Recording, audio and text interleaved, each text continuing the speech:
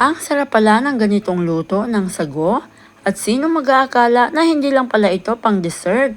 Pwede rin pala itong pang-ulam, pang-baon at pang-merienda. At kung papano, tara, samahan niyo akong magluto. Hi everyone, this is Mami Lynn. Tara, itry naman natin itong bagong recipe na sago nuggets.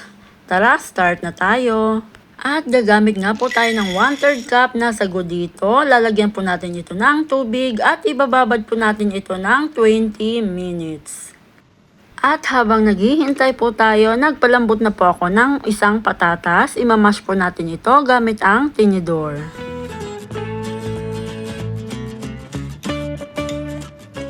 Ngayon naman, i-check na po natin ang ating sago at ayan, at na-absorb na po niya lahat ang water na inilagay natin kanina. Ngayon naman, pagsamasamahin na po natin ang ating mga ingredients. Ilagay ko na po itong ating patatas.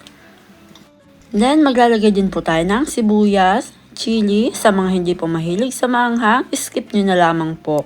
Then, naglagay din po tayo ng coriander, asin, pamintang durog, MSG or magic, depende po sa inyo, at harina.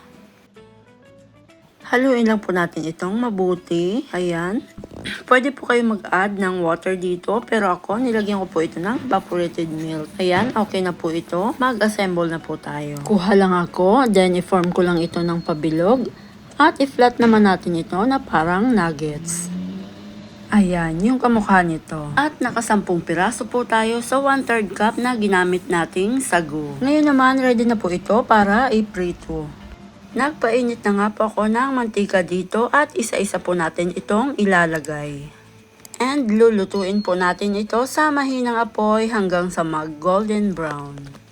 And guys, sa mga hindi pa po nakakapag-subscribe dyan, mag-subscribe na po kayo and paklik na rin po ng notification bell para ma-notify po kayo once na may bago po tayong uploads. And pa-comment na rin po kung saan lugar nyo ito pinapanood para alam ko kung saan na nakarating ang ating video. Ngayon naman, baliktarin na po natin ito.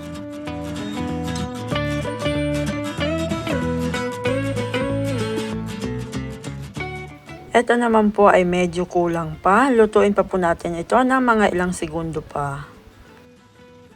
Ayan, okay na po ito. Hanguin na po natin. Ayan, luto na po ang ating sago nuggets. Ang sarap pala ng ganitong luto dito. Sino mag-aakala na hindi lang pala ito pang dessert? Pwede rin pala itong pang ulam, pambaon at pang merienda.